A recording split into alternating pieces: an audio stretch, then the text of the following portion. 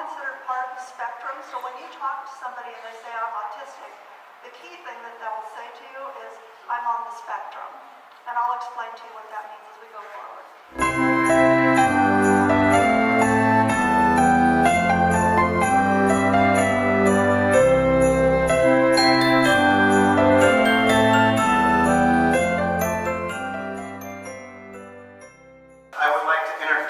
Somebody who's going to kick off our program tonight, somebody who I've known for a long time, and as a matter of fact, my mentor. She is also the CEO of High-Tech, High-Touch Solutions, which is a company that many of us have actually worked for, but not to mention a leader in the consulting and ITSM and help desk environment, and does a lot of things to help others, which is so wonderful to say welcome, Ivy Meadors. Please join me up here. Round of applause for Ivy. Thank you, bud. Welcome, everybody. I hope you're having a nice evening and some good food already. I have autism, and I'm going to talk about the situation of what it is to be someone with autism. And we're going to go through a lot of that throughout this presentation with the story. But what I want you to know is that, well, just let me not get ahead of myself. ASD is autistic spectrum disorder. Asperger's is another word for autism that is no longer used, but you'll hear a lot of people talking about Asperger's, and I'll tell you why it's no longer used. Autism stands for, it's Greek for isolated self. So if you know somebody with autism, or like myself, I'm highly introverted, I like to be alone. And I believe we have somebody in the room that has some of these challenges that, well, I know there is somebody in the room because there has to be given the number of people that are here. And then this is all considered part of the spectrum. So when you talk to somebody and they say, I'm autistic, the key thing that they'll say to you is, I'm on the spectrum. And I'll explain to you what that means as we go forward. I thought I would share these with you because I thought they were really fun to know, but a lot of people will say, how can you be autistic? I have an autistic person that I know, and they behave this way, but you don't behave that way. Well, the fact is, autism does not fit everyone. What it is that there are different levels of autism, so you're all at different places on the spectrum. And the other one I like is, don't worry about walking a mile in my shoes. Try to spend a day just thinking in my head. Because it's craziness. It's just doing all kinds of things. I heard somebody laugh just now. Do you have that problem? All right. This is also tied back to these kids. So Bud was telling me there's about 600 kids that don't have a home, or they're homeless, or living in the streets, or trying to find places, doing the couch surfing. Seattle has over 1,000 kids on the streets. And when you look out at them, you probably think they're homeless. Or they're like the kid that I told you in Polar Express that lived on the other side of the tracks. You would find that. I'll take you up on your offer for water. Thank you. But disabilities are easy to see. We can all see that Bud has one leg. But you can't see in me that I have autism. And that's part of the issues we have with the disabilities. Thank you, Becky.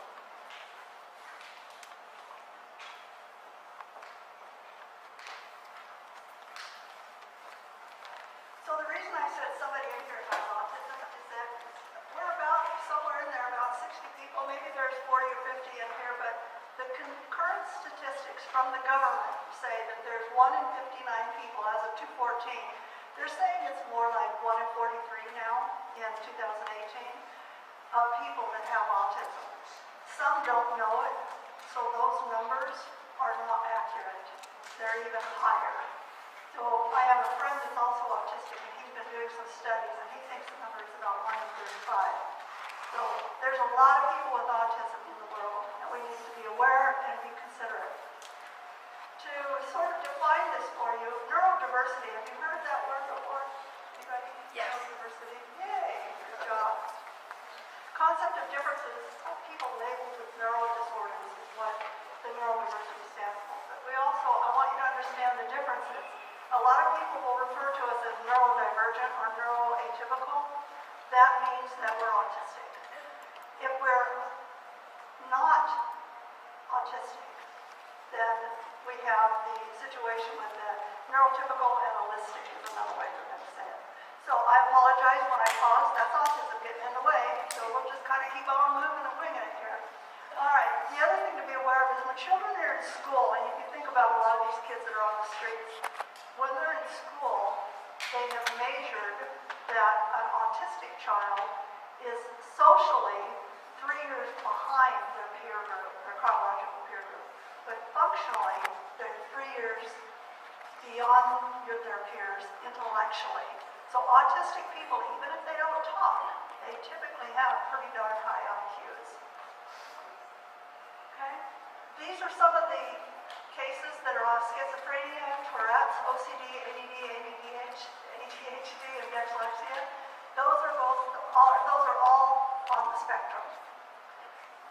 And it's genetic. People always ask me, how in the world can you be autistic? I mean, you seem like you've got it together, but the fact is, you're born with autism. You cannot catch it, you cannot get it, you cannot get it later. People think, oh, well, what if I give a vaccination to my kid? No, that doesn't make any difference. Your brain is developed incorrectly in utero, so inside the mother. It's genetic. It came from the mom or the dad. There's no other way for you to be autistic. Okay, I'm going to give you a little quick history because I think it's very interesting, but it'll help you understand why autism and Asperger's, as they also refer to it, hasn't really been talked about a lot, and that's because it hasn't been known very long. So originally it went into, started in 1911 when we kind of started suspecting it, and they came up with schizophrenia and other components like that, and they became part of the spectrum.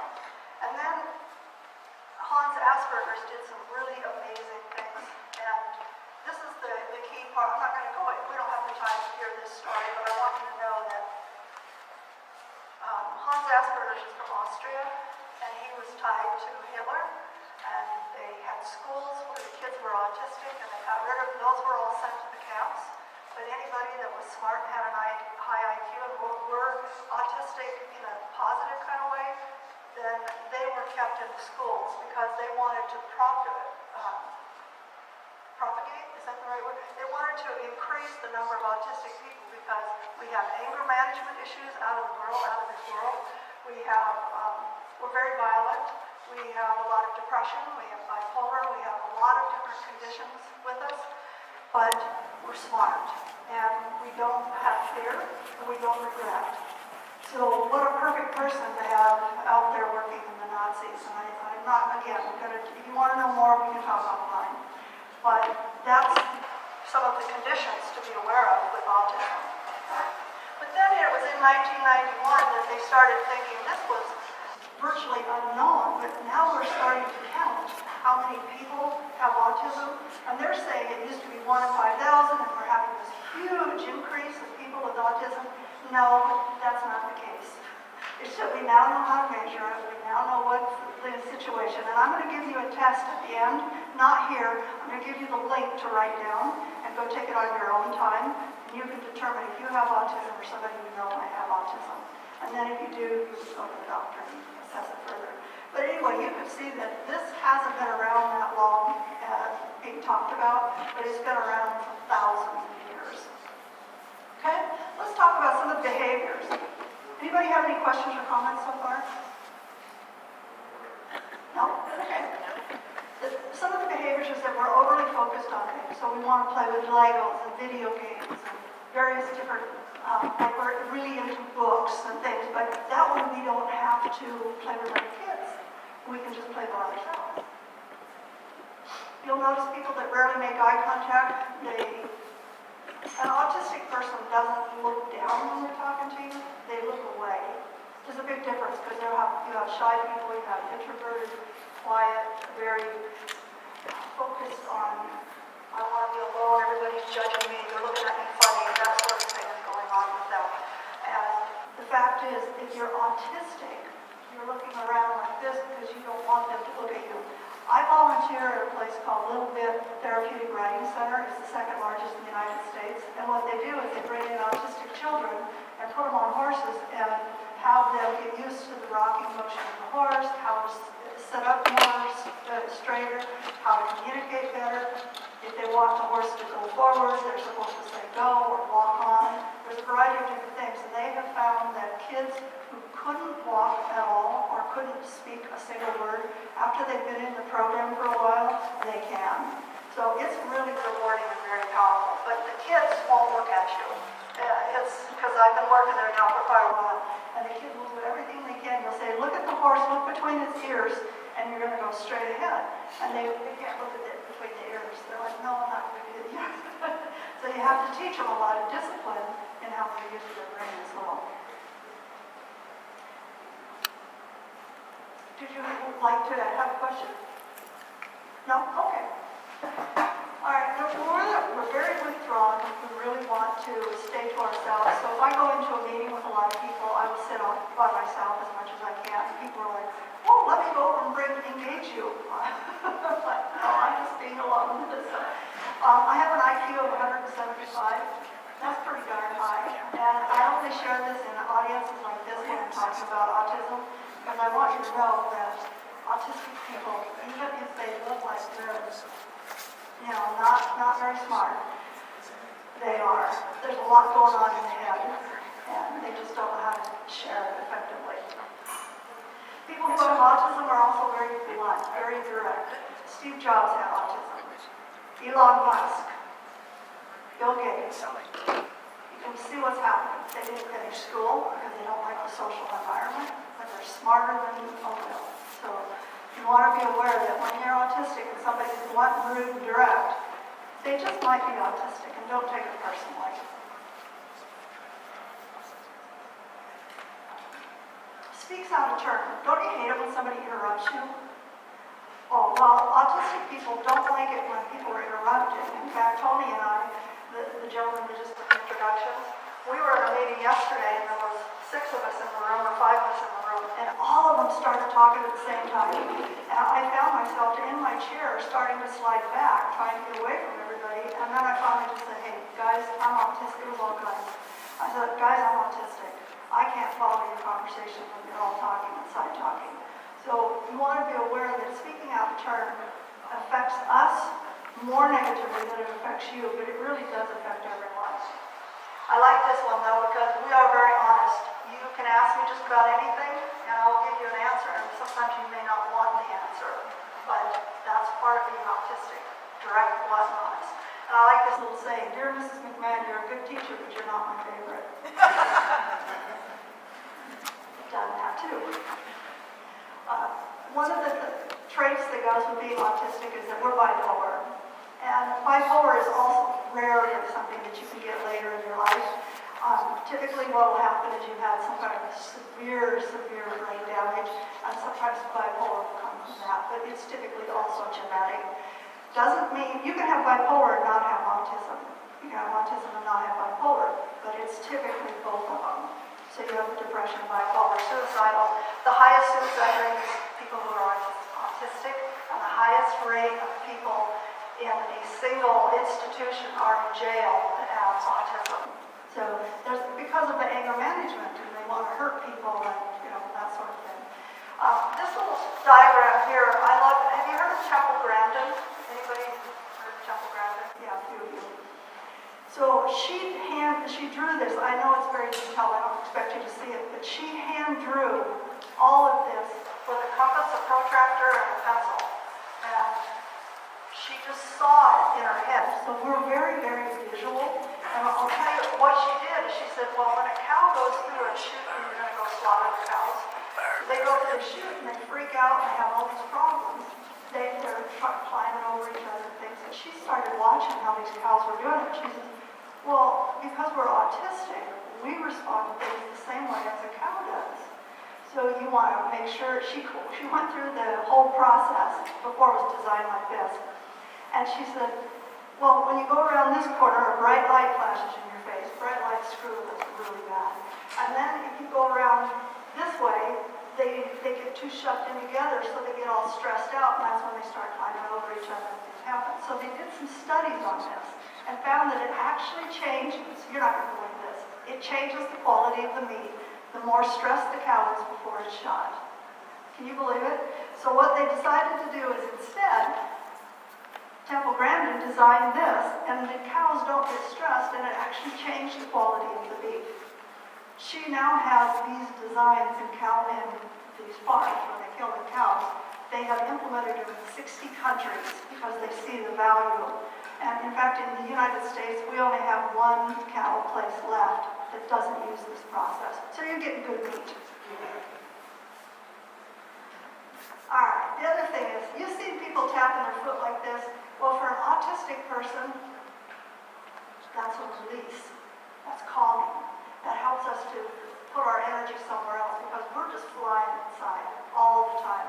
It's very hard to stop. The brain doesn't shut off. And that's part of the reason why you'll see a seizure happening with people. So I use marijuana, and I use it during the day. I use a high CBD. I'm stoned right now. Just kidding. I don't get stoned on it.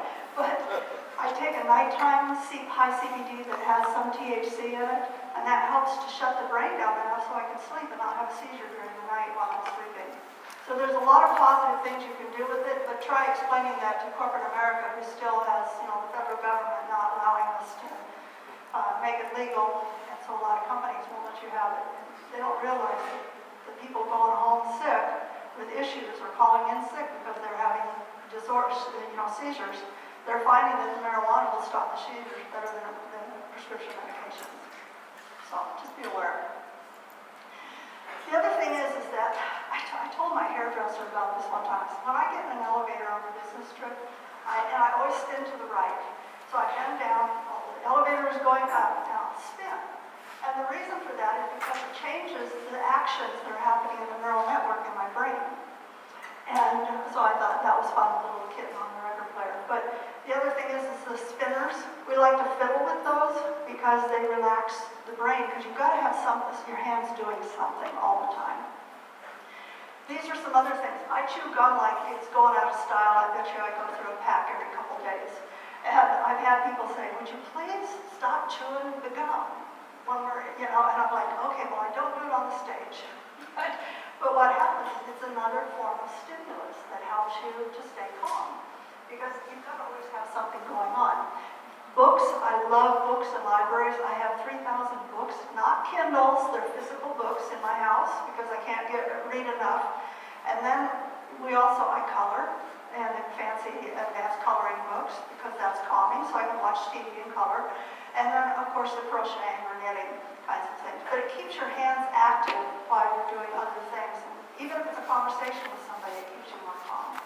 Factors also to consider is that large crowds are terrible because they're noisy and they're confusing, and you just all the noises and things that are going on. And as I mentioned, side talking, it drives us insane because I'm trying to hear that conversation. I'm also already hearing that conversation. When your brain is really on high gear, it's hard.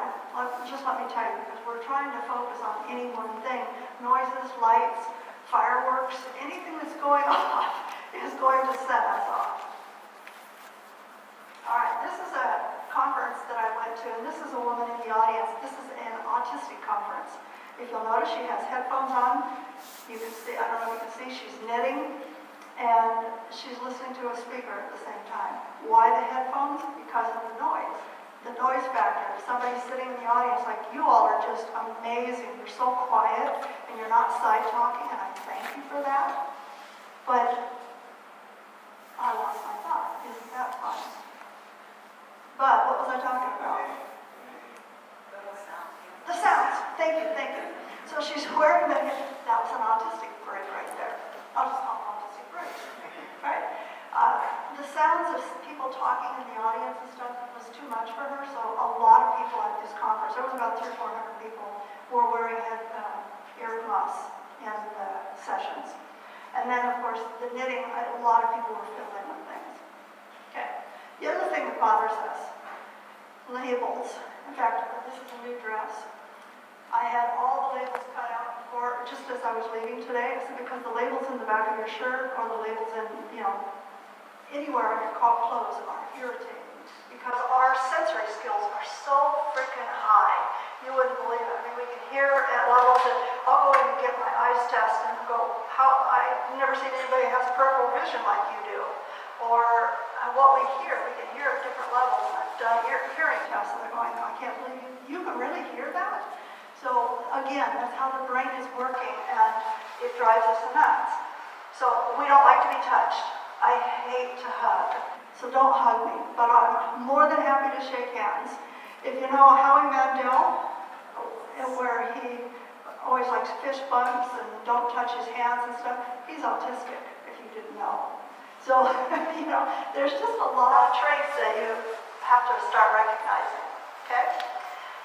This will trigger a seizure for most autistic people that have it really bad. So anytime there's flashing lights going on, especially at night, it's worse. That's me at about 2 years old. I was already starting to read my dad's newspaper. I was just trying to emulate him. So I play 17 instruments. I don't play them all anymore, but I did. That's part of autism. You love music because it's analytical, it's details, it's very, you've got a lot of stuff happening in there, and that's wonderful for distraction for an autistic person. Anger issues. I'll tell you a really fast story. I don't know how we're doing on time, bud. Are you watching? Yeah. Tony? 10 minutes. 5 minutes? Yeah. Okay, got it. Anger issues. My mother and I went into Fred Meyer's, and as we were coming out, my mother was a delightful lady. I loved her dearly. She was homely. And these boys were coming out of the grocery store, and they started making fun of my mom. Big mistake. Because they said, oh, you look like a witch, and they were calling her names and stuff, being mean, just bullies. Coincidentally, they were parked near where I was parked. And the kids, three boys, they were all about 17, 18 years old, and one got in the car into the driver's seat. The other two quickly jumped into the back seat as they continued to holler nasty things at my mother. I went through the front window of the car, driver's seat, and I had my hands around the driver's neck because he was the one that had said the worst comments to my mom. And I strangled him, and he just about died. And so my mother started yelling, they're killing him, let go. That's how mad we could get. And this kid was a lot taller and a lot bigger than I am. And they had the kids in the back, they were hiding back into the far corner of the car so I couldn't reach them. You don't want to piss off an autistic person.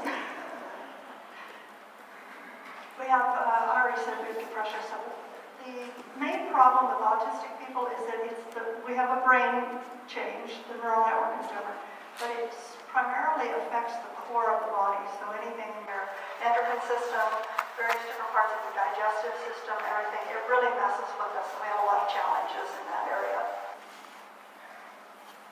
Okay, this is a quick list of a lot of the people that already are known to have autism. Quickly scan those. You probably recognize, of course, Einstein. He never did an official test, but it was very obvious. If you ever watch some of the Einstein movies and stuff, it was clear that he had autism. Change is happening though. Good news. People like Bud are out there trying to help the autistic folks, and Microsoft, and Walgreens, Freddie Mac, HP, SAP. There's a ton of these companies now that are actually starting autistic programs in their companies because the best employee that you can hire is autistic because they're loyal, they're committed, they appreciate the opportunities, and it's just like when Bud and the kids, they appreciate that you take the time and that you've done something wonderful for them. Okay? So don't fear people with autism. I want you to embrace them. Don't spite people with autism, unite them. Very much of this is what Bud is trying to do with the kids. Do not deny people with autism. Accept them, for then their abilities will shine. Here's the test. If you want to write this down, you can take the test and find out if you're autistic. If you don't have a chance or a paper to write this on, you can email me. By the way, I have books over there, so I'm donating all the profits that we make to Quarters for Kids, so I hope you'll all grab a copy of it. Oh, he's the smart one. Take a picture of it. That's good job. I didn't even embarrass you. Nowhere am I so desperately needed in a shipload of illogical humans. That's Spock for you. Autistic Spock. I hope that you enjoyed today's presentation, and I hope that you will put quarters in every bag and make donations to the silent auction. Do everything you can to help these kids, because it really makes a difference.